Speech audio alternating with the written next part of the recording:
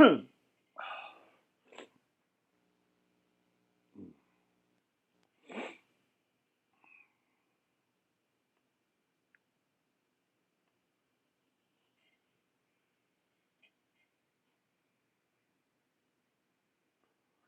what's going on up there,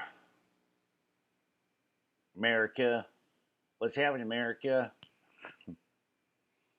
And everybody else who tends to listen and tune in from across the planet with this worldwide global broadcast known as 15 Minutes of Broadcasting to you live from Fredericksburg, Texas. Yes, I am rocking the 15 Minutes of Flame lid, which you'll be able to get as soon as I put it up on the website, which probably should be today, with a few other options. I have these in stock right now. I have a few, not many, a few. But I'll have more of some others. So there's some other versions of this very fashionable cap or lid, as they say in the hood. Let me check in with what's going on the 15 side. There we go. You can see me over there. I'm streaming live. And what's happening over here on the YouTube side. Let's see what we got here. A little refresher.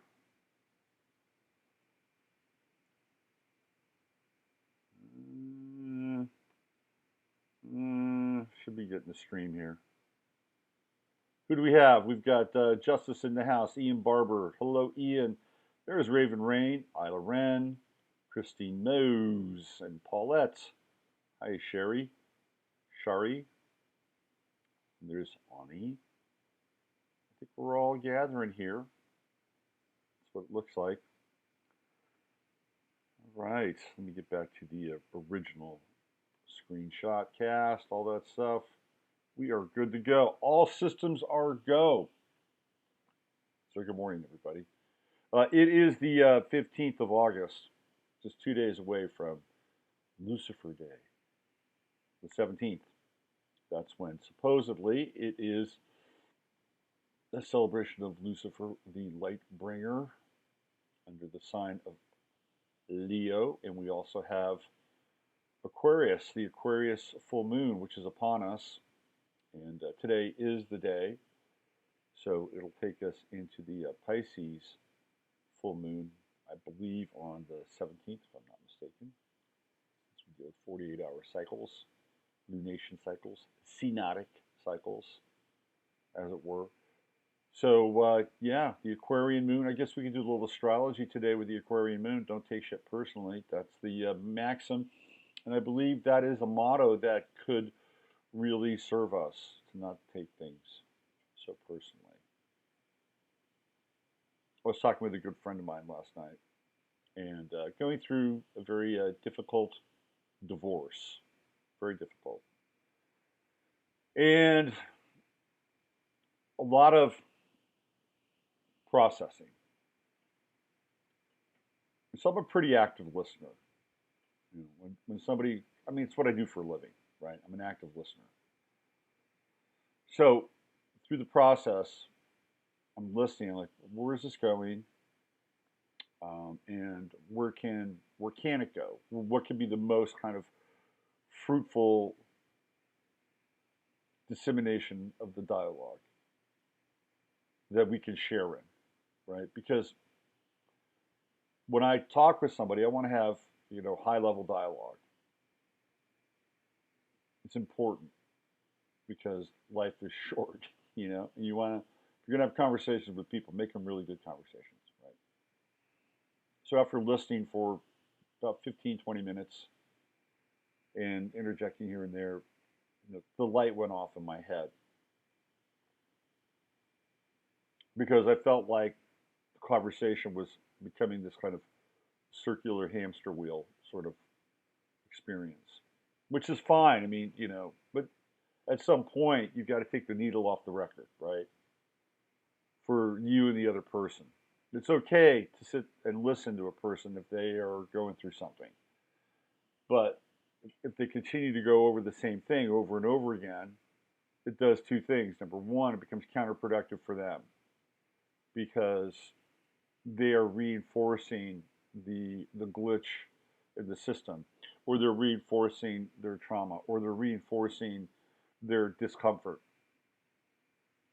and they're actually making it anchored more and more and more and more and more. And the other is at some point the listing begins to diminish, and then there's a gradual tuning out process. And I didn't want that to happen because I like this person, a good friend of mine. And so it dawned on me that the other person that's associated with their divorce isn't even a person at all. And that's what I brought to the conversation. It's like, well, what do you mean? Well, the person's just a thought form. The person's a hologram. It's an aspect of yourself. That's what the person is. In fact, in a lot of ways, it doesn't even exist. And then there was a pause in the conversation. It became kind of quiet. And guess what happened? There was a new level of understanding.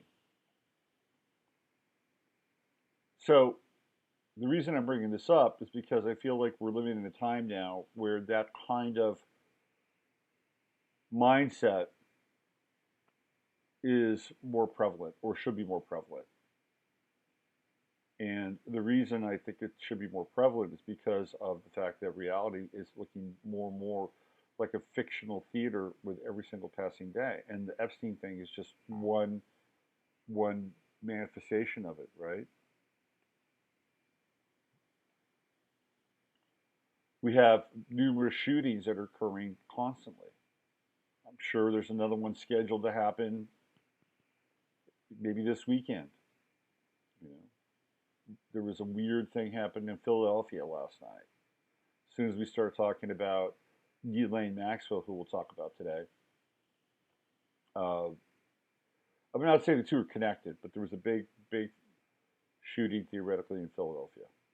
Theoretically, because apparently there was some imagery of the cops throwing blood onto a scene, like fake blood. I mean, what the fuck is going on here? So we're constantly dealing with these stage reality crises. And we're dealing with people that may or may not even exist. And what does that say about our own personal interactions, about the people that we run across in our lives? And I think it's with the Aquarian moon, it's an important aspect to wrap your head around that if you're going through a crisis, or you're going through a struggle, or you're going through a conflict with somebody, that the best way to depersonalize it is to understand they don't even exist. They're just manifestations of your own mind, and they're there for you to deal with and overcome. That's their that's their role and goal. And when that happens, it becomes much easier to deal with them. There's a lot less emotion involved. So there you go. There's a little Aquarian moon meditation for you to wrap your head around. And it's not always it's not always productive to reduce our interactions down to that kind of binary 0 and 1 level, but sometimes it's very effective. Very effective. I mean, if you're experiencing real emotion and real care, real love and real joy, and the things that are deeply meaningful for us, then you probably want to bring it home. And that this is a wonderful thing you're experiencing with another person or persons. And even then, I guess if you want to use that as kind of an augur for your own mental health, your mental emotional health, I guess you could say, well, this is a manifestation of me anyway. And boy, isn't this great, because these are the kinds of reflections that are really fantastic and give us a sense of real connectivity and belonging. It's funny, I'm flashing on like the time in elementary school right now in my head. I don't know why. It's weird. It was just kind of a weird moment. I was imagining where I went to elementary school and the neighborhood there. I hadn't thought about that neighborhood for years. It just popped into my head. All right, a little Aquarian moon talk. What's going on with you guys in Chatlandia? Let's see. We got audio low. It's probably this. Hold on a second. I'll change. Hold on. I'll bring in the big guns. There you go. Let's try this. I got the full micage on. I didn't feel like wearing the big headset today, but it'll work. It'll definitely work. So how's that? Am I okay? I seem different. Yeah, I'm fine. I'm fine. I seem different. We need the guy for CSL to do the hard of hearing where he just yells, and they'll be able to do that today.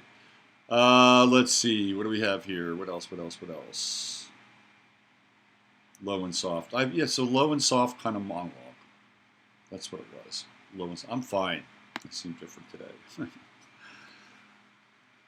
Yeah, I got some sleep last night. Maybe that's what the difference was. I actually got some sleep, which was...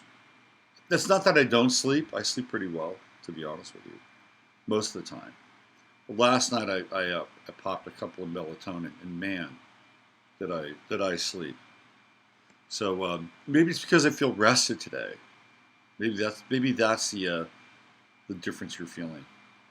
Anyway, let's get on with the business at hand, which is, of course, this. My God. I mean, are we living in a different reality now, or what? Look at the red shoes. Of course, there's the red shoes. And the red shoes are indicative of the blood that stains the shoes that people wear when they're doing things to children that are not great. Indescribable.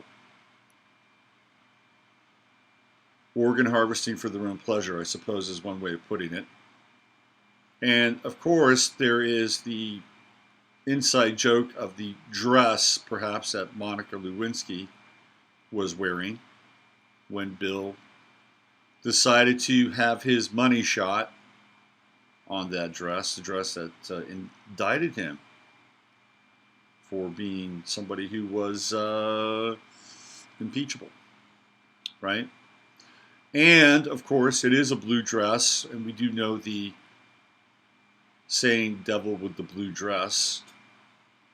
He's the devil with the blue dress on. This, of course, comes from Jeffrey Epstein's multi-million-dollar apartment or building, mansion in Manhattan.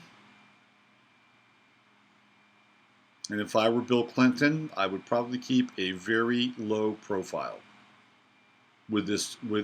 after this has reached the shores of our consciousness. People will never be able to get this image out of their head now. It is comical, and we need comic relief. We need comic relief in a time where things seem pretty heavy. You know, we're getting ready to stare down red flag laws, which are not great. I'm not going to get into those today, but it's not a great wrinkle in our so-called rights and judiciary system. In fact, the red flag laws bypass the entire Constitution, which is what they've been wanting to do because they know they can't get at it. They know they're not going to be able to get at taking our guns away, or at least the right to take our guns away. So they'll throw in some artificial synthetic simulation that allows them to do that with these nefarious red flag laws. What do you guys think of this blue dress? My eyes, my eyes. I sound fantastic. Oh, thank you, Shari. Bill looks stunning. Lewinsky-inspired patriotic blue and red sassy number. Yeah, those red shoes. Hi, Paula. Sound much better. Yeah, thanks for the feedback. You have to listen harder now to my monologue. And I can't repeat it because that's the way these things go. Anyway, there it is. What a world. What a universe we're living in now. I kind of like it, though. I kind of like that this is the way things are going because, we're dealing with high strange, which I have no problem with. I think it's great. Now, of course, the other versions of the other levels of high strength are what the hell actually happened to Jeffrey Epstein. We got into the lotto stuff yesterday. Just to recap that, the Zorro Foundation, the Z of Zorro, the Zorro Foundation won $29 million in the Oklahoma State Lottery. And of course, there was a glitch in the system where they could not announce the lotto winner in real time. And of course, it was announced after the fact. Who does that happen to? Does that ever happen to you? Have you ever played the lotto and all of a sudden you get a phone call from your state lottery? Say, hey, guess what? There was a glitch in the system. You won the lottery. Really? Yeah. Yeah, you've just won $29 million. No kidding. Yeah, who does that happen to? It does happen, by the way. But this time it happened to Jeffrey Epstein and his foundation. To get $29 million to buy the property, keep it up, pay his girls. His girls, by the way, were high-paid prostitutes. They were all around 15, 16 years old, high-paid prostitutes. Maybe 17, and those girls were willing participants in the scheme and the scam. Ghislaine Maxwell was the madam. Jeffrey Epstein demanded sex from them as part of their deal, and they were making $10,000 a pop to be with these rich old dudes. And of course, there was blackmailing going on as a result of all this because they were underage. And they were not getting 16, 17-year-old girls that were looking like they were 20 or 21. That was not their MO. They wanted 16 to 17-year-old girls that looked like they were 13 or 14, to be honest with you. Maybe trending down towards 12. That's what they were looking for. And the girls made a shitload of money. And some of them could claim that they were mind controlled, and maybe to some degree they were. But I'm not blaming the victims here, because they were underage. But I think at 15, if you've ever been around a 15 or 16-year-old, you know that they are thinking for themselves, and not always in the best capacity or the correct direction, but they are thinking for themselves. Try to tell a 15 or 16-year-old what to do. Good luck on that. It's not happening. Part of that has to do with Saturn and the Saturn opposition. That happens at around 14, 15 years old. And they're separating themselves out from their environment. That's what happens. Anyway, so these were girls who were basically high-priced prostitutes and making very good money. Very, very good money. I'm sure that these men were paying upwards of $20,000, $30,000 to have time with them. I mean, you're ordering off the menu, so to speak. So this is probably one of the issues, but it's going to go. Part of this is going to go away, and part of it won't. That part will go away. That part will get swept under the rug. But there are other areas of Epstein's enterprises. Like there are levels, just like there are probably levels at Epstein Island, right? Like on one level, there was something happening on the surface, in the house, in the weird temple, which I believe is probably like a mini version of Solomon's temple. You play King Solomon for a day inside the temple. And then below that, there's another level and another level, and you get down to the lower levels, and you're dealing with much more probably cannibalistic kinds of exercises, enterprises, things like that. But that's also a metaphor for the Epstein operation in general, right? On the top, you had the sort of... There's a movie that I think is a kind of an important movie that a lot of people don't know about. but I've talked about before, and it's called Bilitis. And it's from the 1970s, and it's shot on a Greek island with all these young nubile women who are naked most of the time. And they sit around and they have meaningful discussions about life. And so it's very voyeuristic. It's like a girls' school on this island, and they all walk around naked or semi-naked. And the star of Bilitis is a young woman by the name of Patty D'Arbanville. And Patty D'Arbanville was connected to the Warhol scene back in the 1970s. And eventually she shows up on a TV show on Fox TV, very like in the 90s. And it's these two guys, they're urban undercover detectives. And she plays their boss. Tough, hard chick, cigar smoking. Anyway, Bilitis, I believe, is one of those movies that gives you and I a glimpse kind of into their world and what they were trafficking in and partying with, and so it's an incredibly voyeuristic movie that I think works on a couple of different levels, one of which is hidden in plain sight. So that's a film that you don't see play very often, but you can look it up. It's called Bilitis. Anyway, Epstein's operation, just like there were different levels of what would take place at the island, had different levels of Epstein's operation as well. It wasn't just these Bilitis-like 15, 16-year-old masseuses. That was the calling card. That was a big part of the money-making that they were involved with, and the entrapment and the extorting. But there was also stuff that was connected to AI, stuff that was connected to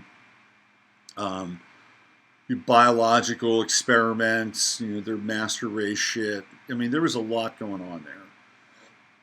They were also, I think, involved in the creation of sex robots or sex slaves that were robotic, or this interface between the human and the AI. But that was part of his thing. He was an Aquarius. He 0 degrees Aquarius. He was kind of a scientist and a weirdo. He's a weirdo. Jeffrey Epstein's a weirdo. And apparently he had some connection with Elon Musk as well. Another first-class weirdo, if there ever was one. I'm still waiting to see his kids. He supposedly has 5 kids, but you never see Elon Musk's kids. And supposedly they were all born in vitro or whatever. Because, of course, a mad scientist just couldn't have his kids come out of, his so-called wife or whatever. Just bizarre. I think they're all like triplets or twins or something like that, if I'm not mistaken. So here, let me do this. Let's get into some more Epstein. Now, the news is coming out now that he was in great spirits prior to his death, and even thought he'd be bailed out of jail, telling his lawyer, "I'll see you Sunday," after he's taken off a suicide watch. Oh boy, here he comes. About time, you're late. People have been asking about you. You're ready for the earthquake known as Jasper. He's about to hit. I'll see you Sunday after he's taken off suicide watch before he's found hanged in his cell. Right? Epstein, he met daily with lawyers at Metropolitan Correctional Center from around 8 a.m. for 12 hours and believed his legal team would win an appeal to get him bail. Epstein told attorney Friday night, "I'll see you Sunday," but was dead Saturday. He was taken off suicide watch and given his own cell after allegedly telling his lawyers that his cellmates, Nicholas Tartleone, inflicted neck injuries on him. It was reported Epstein may have tried to take his own life in July, and Tartleone's lawyer claimed that his client tried to save him by alerting guards. So they're already giving us kind of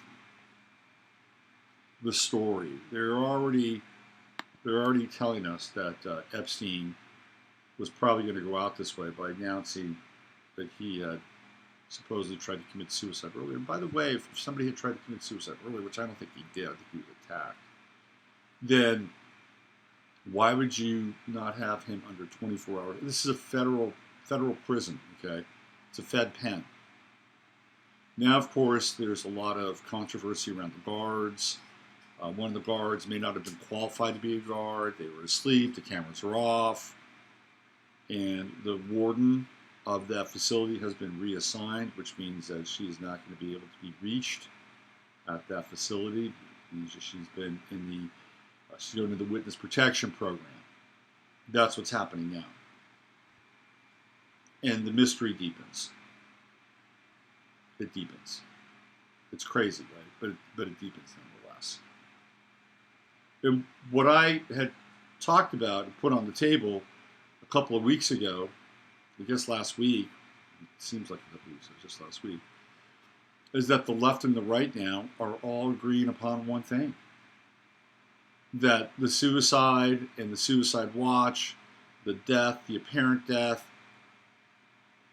both sides agree that it stinks. When was the last time the left and the right agreed on one thing? I mean, the left can't even agree on Tulsi Gabbard. You know? That shows how disagreeable the left is amongst them, amongst their own horde or their own contingency. But now the left and the right agree that something stinks. The cheese is bad in Denmark, right? The cheese is bad in Holland. Whatever bad cheese. Both sides admit that it stinks. So Jeffrey Epstein is an oddly unique, unifying principle. And are we ever going to get to the bottom of this? I'm not sure. Well, we do know there are some interesting developments that have also occurred, and that is the fact that Ghislaine Maxwell has been found. How about that? And not far from New York City. You guys are probably aware of this. You're up to the speed. You're a top-notch crew. Ghislaine Maxwell's respectable new life, Jeffrey Epstein's longtime consort and the alleged procurer of his underage victims, has been living with a 43-year-old tech CEO at his secluded $3 million oceanfront mansion outside of Boston. Here's the bullet points. Ghislaine Maxwell has been hiding out at a secluded $3 million oceanfront property in Manchester by the sea. MassachusettsDailyMail.com can exclusively reveal. How about that? The property is owned by her tech CEO boyfriend Scott Borgerson, 43, who has been running errands in the area and walking Maxwell's dog. The British socialite was a longtime consort of Jeffrey Epstein and the alleged procurer of victims in his underage sex trafficking ring. Maxwell hasn't been seen publicly in 3 years, hasn't left the home amid new focus on Epstein's alleged co-conspirators following his apparent suicide on Saturday. So in essence, she's under self-imposed house arrest. That's what's happening. She's a real homebody, rarely ventures out. She's the antithesis of the woman who traveled extensively and partied constantly with Epstein, a source familiar with Maxwell's new life, exclusively told thedailymail.com. How about that? So they've got the goods on Ms. Maxwell hanging out in this place. Oh, what a lovely, quaint seaside home Lady G has found herself in. I am sure the brisk walks around the countryside and down the beach are quite invigorating. In the seclusion and the privacy allows her to cleanse her soul. There it is. This is where she's hanging out. And quite comfortably, I shall say. Look at this. Very nice. Very New Englandy. Very Cape Cod-y. Right? Yep. That's what's happening there. Very generic looking. like like I have to say, there's absolutely no personality in this joint at all. It's like, okay, we're down by the seaside. Let's have a picture of a clipper ship. Okay, let's have a clock on the wall that looks like a lighthouse. Okay. I guess the only kind of original, semi-original thing might be that shoji screen over on the side, which is not very Manchestery by the sea. I guess this is where they sit down and they play board games here. Or this is where Lady Ghislaine composes her letters. I mean, look, I wouldn't turn down living in this place, trust me, but it's kind of it's like the guy probably bought the place as is, furniture and all. It's like somebody said, let's make this look like a Manchester by the Sea house. And that's what it looks like.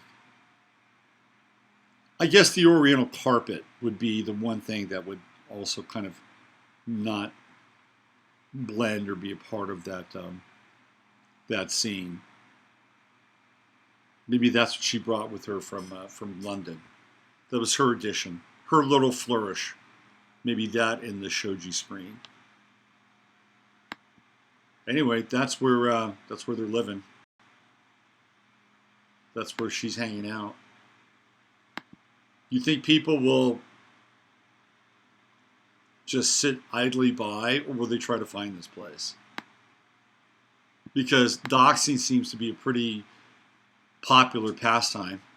So maybe they'll try to dox Lady Ghislaine and her beau, Scott Borgerson, the CEO tech millionaire. Speaking of CEO tech millionaires and CEO tech, there's a lot of shady shit that's coming out now about Google, more so than we've even begun to expect or suspect. Apparently, Google now is working with the Chinese, like seriously working with the Chinese. Like they're helping Chinese create AI models and all kinds of nefarious high technology and technological uses or deployment, possibly even against us. That is treason, by the way, and Peter Thiel has spoken about this. It's treason.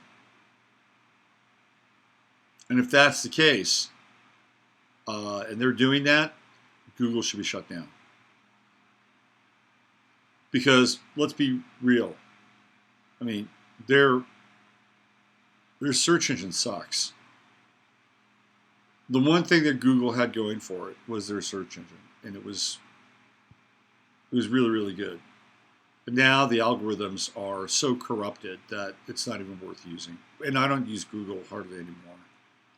And in fact, a lot of people like to use DuckDuckGo, but apparently that's being run by Google as well. So if you want to get any search results that are moderately interesting, you should use Yandex, which is a Russian search engine. But you might be considered a Russian bot if you use Yandex. So just keep that in mind if you're at all sensitive about being called a Russian bot. But I'm going to talk more about what am I doing tomorrow. Tomorrow's the Friday Forecast. Huh? I'm going to be doing stuff on China tomorrow, and I'll get into the Google stuff tomorrow. Next Friday on the Friday Forecast, I'm going to have Marina Darkstar, and we're going to be doing something together, and we're going to be talking about the upcoming eclipse in December, the Saturn-Pluto conjunction, and some other stuff. And we're gonna put on our coal miner hats. We're gonna throw those high beams on up there. And we're gonna get into this. Is gonna be on the Friday Forecast with Marina Darkstar, and we'll be deconstructing these massive kinds of events that we're staring down in December and then January, February with the Saturn-Pluto conjunction. But tomorrow it's going to be China. What's going on with China? I'll look at some astrology with China. The Google being in bed with China with the AI stuff. I'm going to get into that as well. So of course, I keep my eyes open around advertising, and I just ran across a very interesting ad that you won't see unless I'm showing it here. First of all, the ad was created specifically for the English, but it is, how shall I say it? It is too traditional. And the English have banned this ad. Let me show you the ad that I'm talking about here.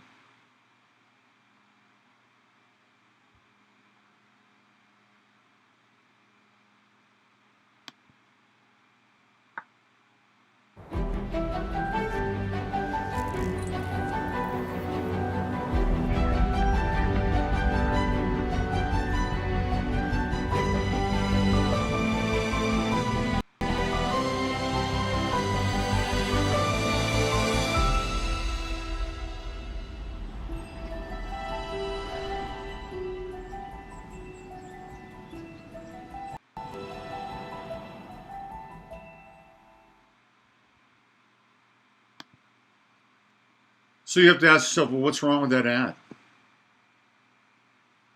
What is so controversial about that ad? I'm going to run it for you one more time. Pay attention to it, and then I'll give you the backstory on it. Here we go.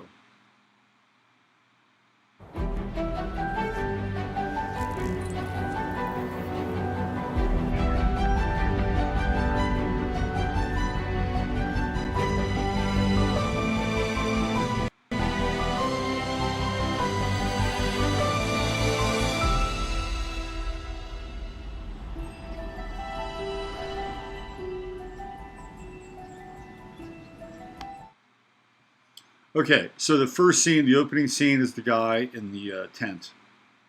He's there with a woman. Okay, that's probably the first thing that's wrong with the ad. He's there with a woman. If he was there with another guy, okay, good ad, seal of approval. But no, he's there with a woman, and he looks over at her lovingly. They're camping. Oh, they're out in nature. Gee, what might happen out in nature? They might procreate. How about that? And he's the guy that zips down the tent and turns out the light. He's being a good guy, right? Next scene you see is a man. He's a man. Again, he's a man. He's not a woman. He's not a drag queen in space. He's an astronaut.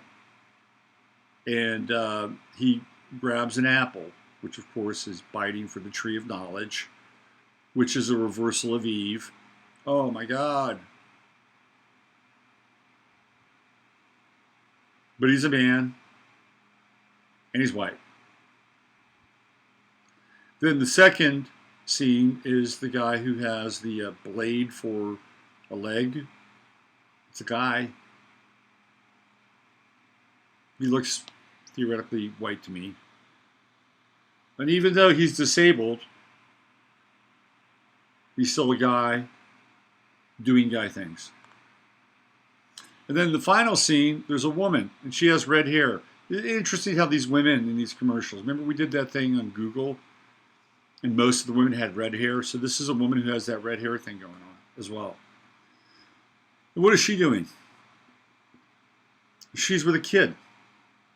She's a traditional mom. My God, that is a sacrilege.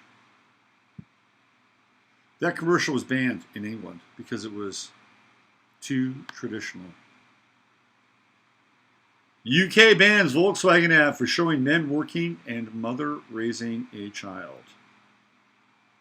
This is the first advertisement banned from television in the United Kingdom by the Orwellian Advertising Standards Authority, also known as ASA, for portraying gender stereotypical activities.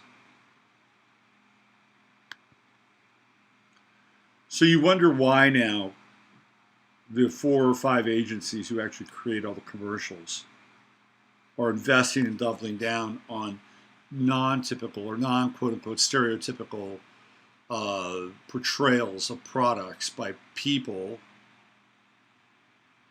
who do not fit the stereotype. Partially it's because they want to get their commercials played.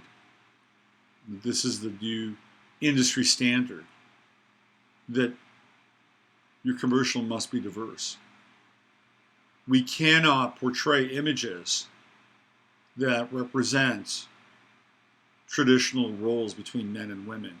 We certainly can't portray men as being solid, stable, caring, pioneering, brave. You can't have that. Not according to ASA, not NASA, but ASA.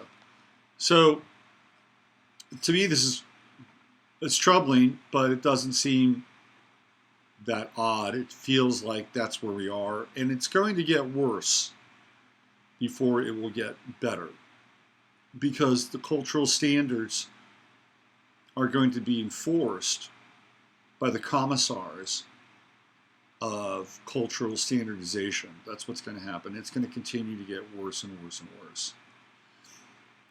I was following a story yesterday about Jay-Z, and how Jay-Z has now been brought into the fold of the NFL.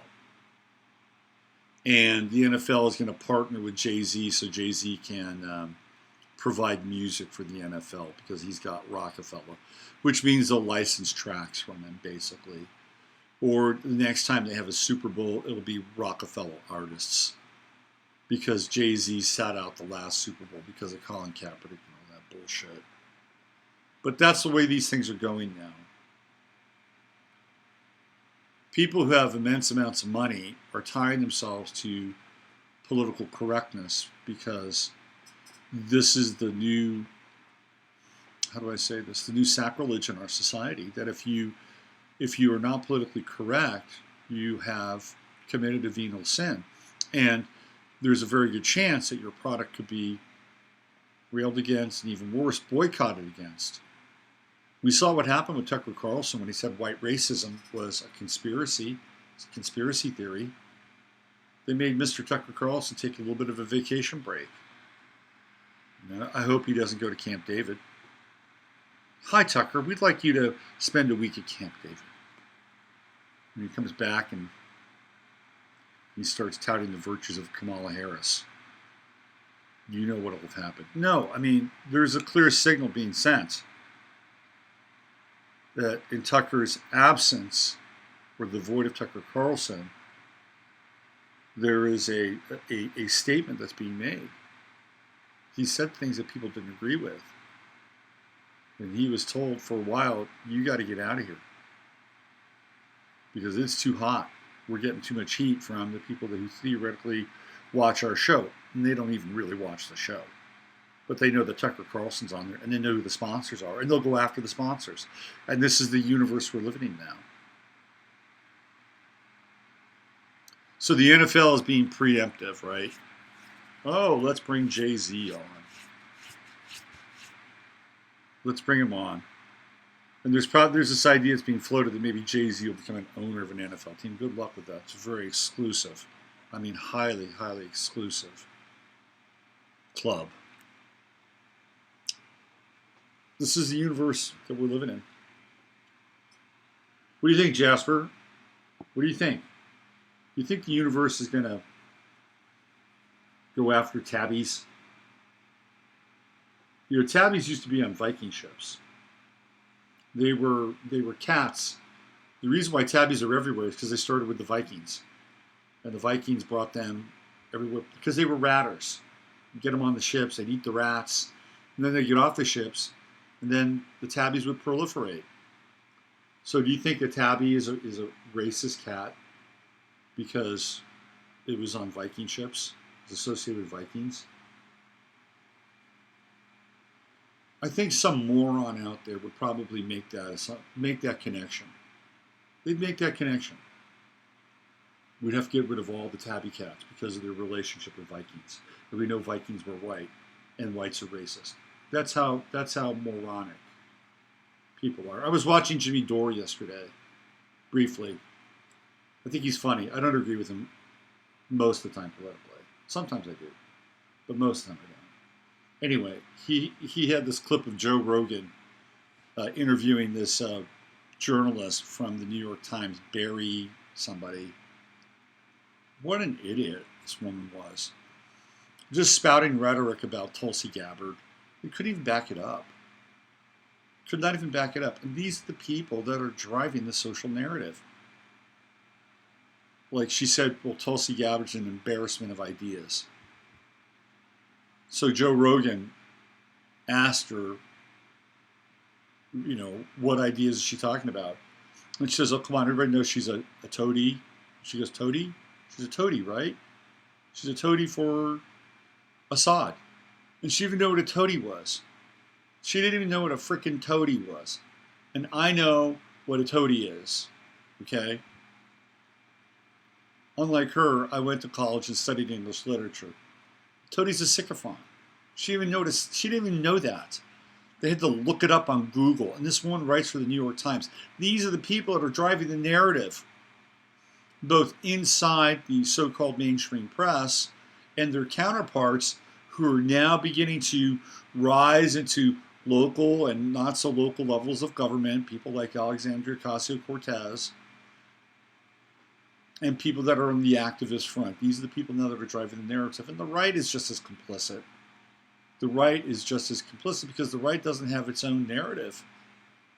The right doesn't define its narrative, and it freaking should. But the right can't because the right is compromised by its relationship with corporations and big business. Like the right should be coming out right now about things like choice. Choice around vaccines. Choice around what goes in our food, what we put in our bodies.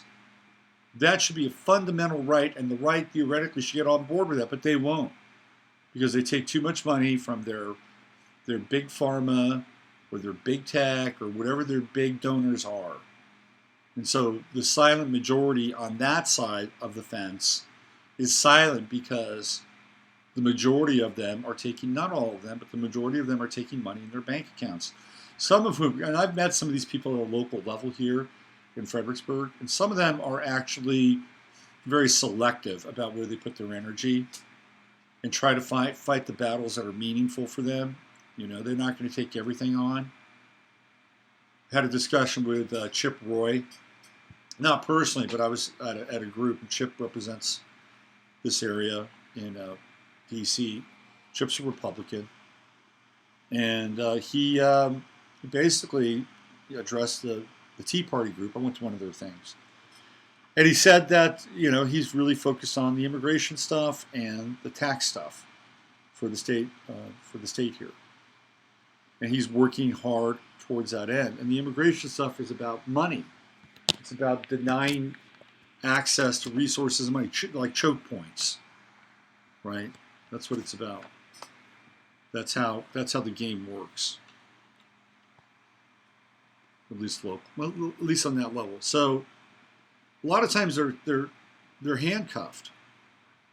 Sometimes by their sponsorship, and sometimes by what they're working on, and trying to be selective and actually get something done. So not everybody is totally corrupt and bought in, but the majority tends to be.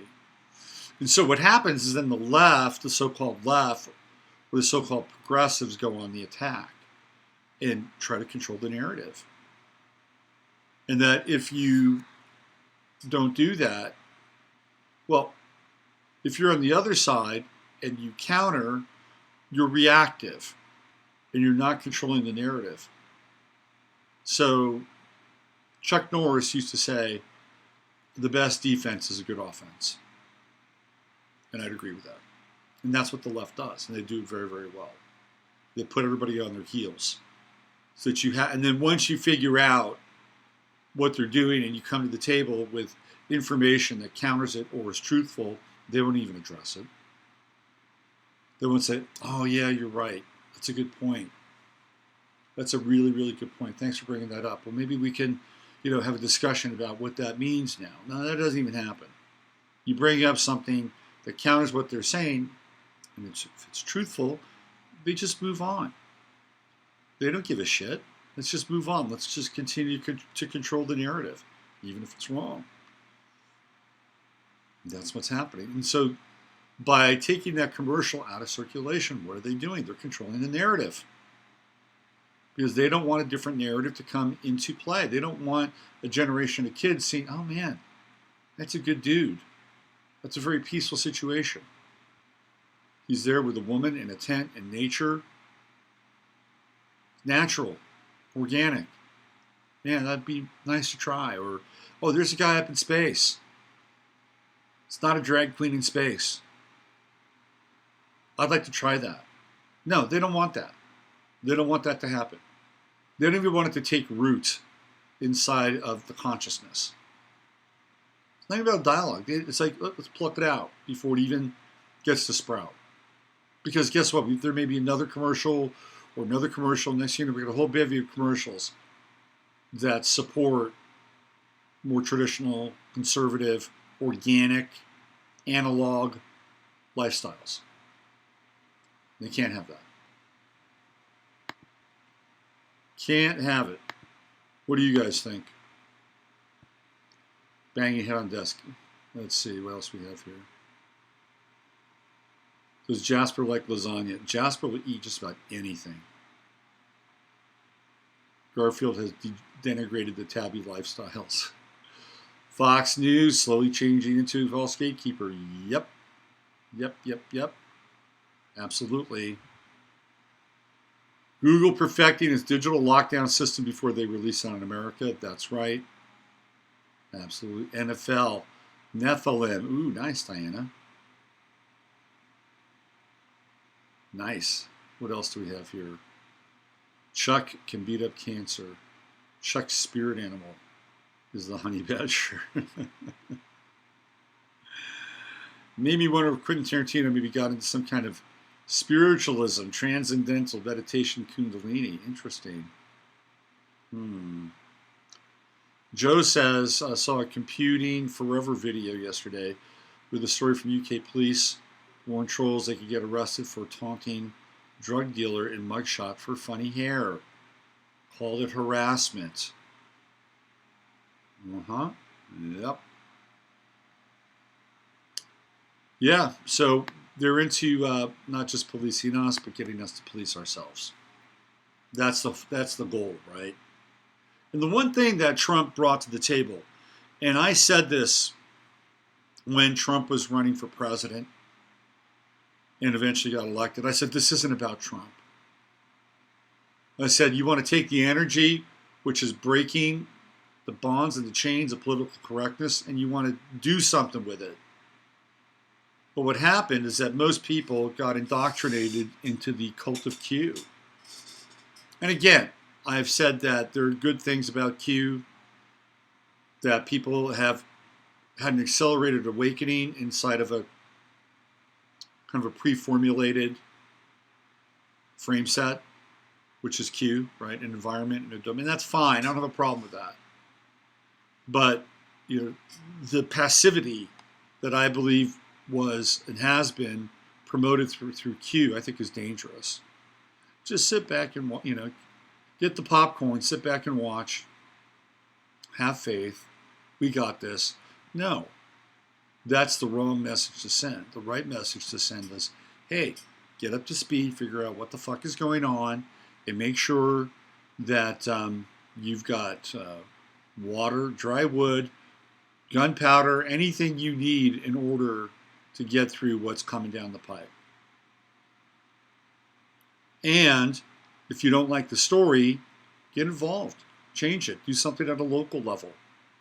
There's never any of that. At least, look, I'm not a Q freak, so I don't know if Q exhorts people to get involved locally and try to stop 5G, try to get involved in the smart meter debate, try to get fluoride out of. I don't know where, if anything is coming down from Q at that level, but that's really where people should be, because that's where it's at.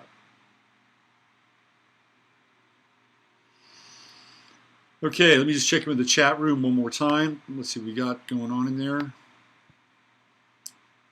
Let's see. When man hits the bottom, he has no place to go but up. I agree, Uncle Glenn. Robert Thurman, professor. Yep. The police said there were 87,000 comments on the mugshot. Not a high number, according to UK police. Laugh out loud, police. But most police now are going to be, I think, kind of worthless. You can see kind of the model that's being evolved for police and Antifa. They're not going to do a thing. And they're going to allow anarchy to begin to proliferate more and more and more and more until there's fire in the streets. All right, let's get on out of here today. Q's been quiet since Epstein's death. Interesting. Interesting. I'll be back tomorrow. I'm going to get into this Google thing with China. Also look at the charts for China. It's a big deal. It's a flashpoint and something we need to keep our eye on. And I do believe that there's some color revolting going on in China. And I'll cover some of that as well. Enjoy the Aquarian moon. Allow yourselves to be gloriously detached from the insanity of the system that wants to control the narrative, that won't even allow a commercial, a mild commercial, to extol the virtues and the values of a traditional, conservative, organic, and analog life. I'm Robert Phoenix.